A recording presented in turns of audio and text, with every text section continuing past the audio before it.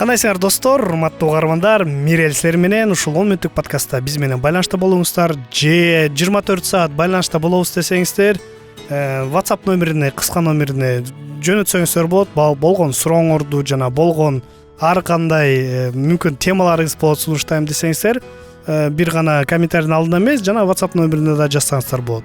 +1 301 760 60 70 номерине жазсаңыздар болот. Анда эмесе биз болсо бүгүн ушул орозо жөнүндө улантабыз. Мурунку подкастта биз орозонун кандай жакшы таасири бар денеге, жалпы денеге кандай таасир берет экен, жакшы таасирин ошону байкайлы деп ушул подкастты баштадым.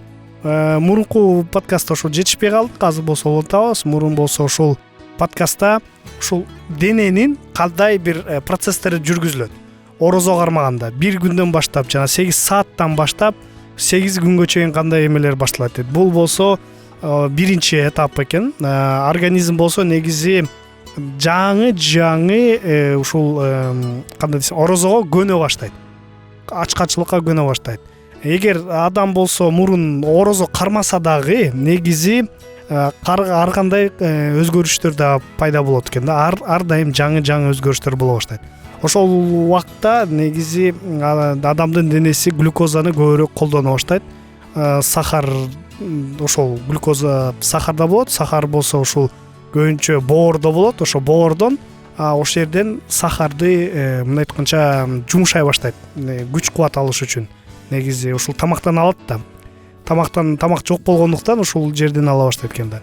Ошентип негизи адам ушинтип көп организм, адам эмес, организм болсо жумушаганда адам өзүн жаман сезиш мүмкүн. Ар кандай мындай кандай десем, алсыздык, баш ооруу, анткени болсо анткени энергия жок. Энергияны тамактан алчу, ошентип бул процессти жүргүзө баштайт. Андан кийин айтат, бул негизи нормалдуу эле нерсе. Экинчи этап болга чейин ушундай болот. Экинчи этап болсо 10 күндөн кийин башталат экен да. Бирок ошол биринчи этапта ушул баш оорулар эме болбош үчүн бул негизи кандай десем, мындай кыймыл жүргүзбөгөн адам ушундай баш ооруу жанагы эмелер пайда болот дейт да.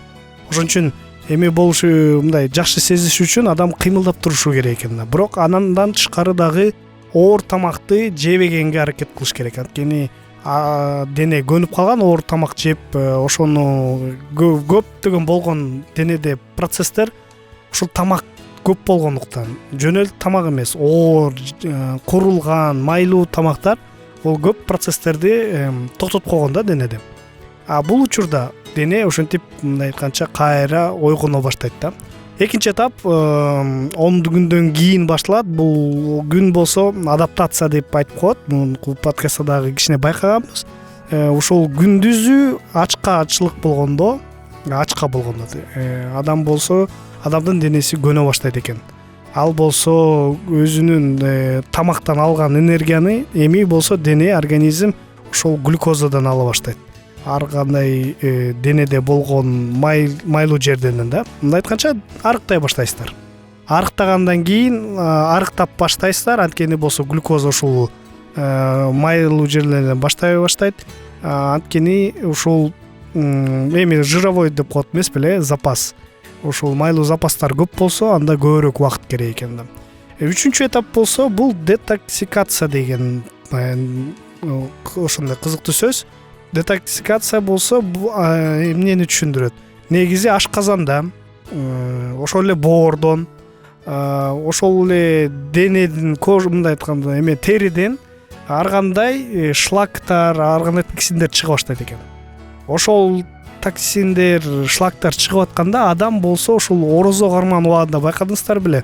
Жарымдан өткөндөн кийин, бул болсо 16, 17, 18 жарымдан өткөндө 20 күнгө чейин жеткенде адам өзүнүн жеңил сезе баштайт.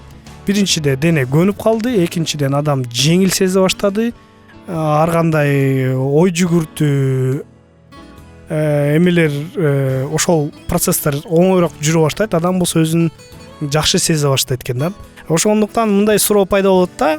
Неге 20 күн эмес, неге 20 күн жетиштүү эле, 10 күн жетиштүү эмес, эмне үчүн 1 ай, эмне үчүн бир ай эмес, мүмкүн көп эмес. Эмне үчүн 30 күн эмес, көп деле кармаса болот эмес беле.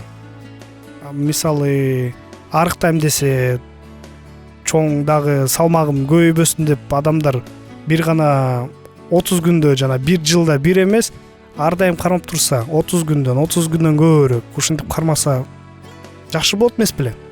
Буга окумуштуулар мындай жооп берет экен да, эмне үчүн 30 күн десе, анткени болсо 30 күнгө жакындап калганда негизи адамдын организми болсо белокторду колдоно баштайт экен. Бул белоктор деген уже бул мышечный эме да, массада, ал жактан көп 30 күндөн көп өтүп кетсе, ошол бул адамга зыян алып келиши мүмкүн экен. Анткени ал жөн эле арыктабастан, майлуу жеринен кетпестен бул мышцаларда кете баштайт экен да. Күч кубат кете баштайт, ошентип айтат да ар кандай окумуштуулар. Ошон үчүн буга 30 күн убакыт бул эң нормалдуу жана балансированный болот экен да. Бирок ошондон тышкары дагы негизи орозо кармаганда адамдар кээ бирлер эшикке чыкпайт, жумушка барышпайт, иштешпейт, оор жумуш кылышпайт, эч кандай жылбай уктап жатышат дегендей болуш мүмкүн да. Мен орозо карматпаймын депчи. Негизи кыймыл аракет кылышы керек. Антпесе жана айтылгандай эле баш оорулар ошондон болуш мүмкүн да. Кыймыл аракет жок болгон үчүн, кан жүгүрбөгөнү үчүн ошондой болушу мүмкүн. Андан тышкары дагы орозо кармаганда кечинде сууну көбүрөөк ичиши керек экен да. Анткени болсо адамдын ушул дене тазаланышы үчүн күнүнө эртеден кечке чейин ачка болгондуктан жетиштүү экен. Негизи мындан көп деле кереги жок. Аны кечинде кичине тамак жесе да болот, бирок тамак жесе деле курулган жана ар кандай оору тамак эмес, мындай жеңил тамак, жанагы бүт кандай десем, углевод, май, сахар, бүт мындай толуктоп өз балансы менен толукташыбыз керек экен да.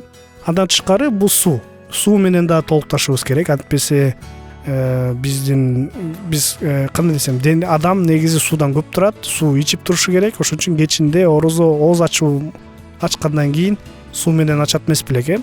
Ошол үчүн суу менен толтурушу керек экен. Анткени антпесе орозо кармаган убагында адам кыйналып калышы мүмкүн эмеси, денеси. Метаболизм болсо, ар кандай метаболизм болсо алдыга гана жүгүрө баштайт экен, ылдамдап баштайт. Ошондуктан адам болсо мындай кыймыл аракетке жеңил болуп калат. Ошон үчүн орозо кармаган бул өтө туура. Бирок орозодон тышкары дагы ар кандай имамдар деле айтат, ар кандай окумуштуулар деле айтат, бул болсо кыймыл жашоону жүргүзүшү керек. Антпесе орозо кармаганын мындай эч кандай пайдасы жок болуп калат, пайдасыз нерсе болуп калат да. Орозодон тышкары башка мусулмандардан тышкары бул деле бар. Христиандар деле кармашат орозо, башка адамдар деле, башка диндеги кармашат орозону. Бирок ар бирөөнүкү башкача. Бирөө мисалы мусулмандар бир жылда бир кармаса бир ай, христиандар болсо ар кандай өзү чечип кармашы мүмкүн. Кыйынчылык түшкөндө бир жумалап, 2 жумалап, 2-3 күндөп ушинтип жылда кармап турат экен. Бирок эң негизги 30 күндү эмне себептен айттык? Анткени болсо бул эң оор жана катуу орозо деп айтылат. Ошондуктан бирок 30 күндөн өйдө кармаса биз байкадык денеге таасир алып келет экен. Ошондуктан бул жака туп-туура жазылган экен да, бир ай бул жакшы мүмкүнчүлүк адамдарга орозо кармап денени тазалап. Бирок эң маанилүү орозо убагында адам болсо Аллах менен, Кудай менен биримдикке келиши мүмкүн. Мындай айтканча жакын болушу мүмкүн. Анткени мээ таза иштей баштайт экен. Орозо кармаганда айтылгандай эле каныбыз тазаланат жана ойго келген кан ошентип мындай мээбизди жакшы иштете баштайт. Анда эмесе айтып кеткенчибин, ушул подкасттын аягында орозоңуздар кабыл болсун жана унутпаңыздар кыймыл аракет жүргүзгөнү.